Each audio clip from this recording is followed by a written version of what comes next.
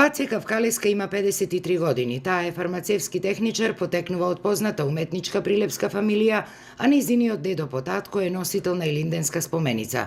Од пред година и пол Паце е социјален случај. Живее само со 1350 денари социјална помош. За да преживее, веќе неколку дена таа пита под градскиот прилепски сад. Мораше на ова да се одлучам, зашто немам позадина, немам грб, нема кој да ми помогне. Ностоп викаше Мила Царовска, министерката, дека ќе зголеми на 200 евра. Кај се тие 200 евра?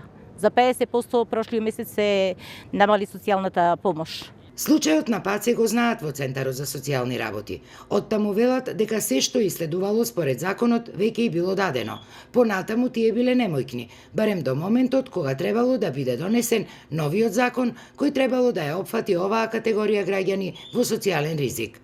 Се надевам дека новиот закон кој ќе ни создаде обврска заедно со Агенцијата за вработување да направиме еден пресек, би рекол, со градење на одредени индивидуални планови каде што ризикот од сиромаштија во најранливата категорија ќе треба да го пресечиме со тоа што таквите лица ќе му изнедуваме вработување.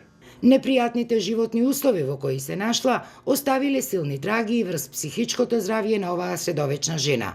Лута е и гневна на сите власти, а особено на сегашнава, што од неја направиле питачка наместо да ја обезбедат некаква пристојна работа.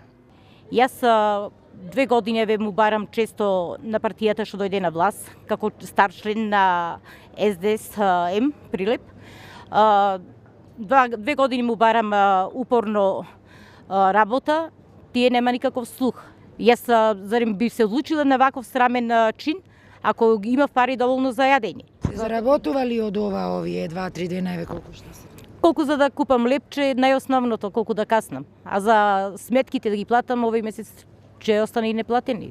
Нема од каде. И од Центарот за социјални работи потврдуваат дека Паце, иако има известни здравствени проблеми, сепак таа е работоспособна и дека треба да биде вработена.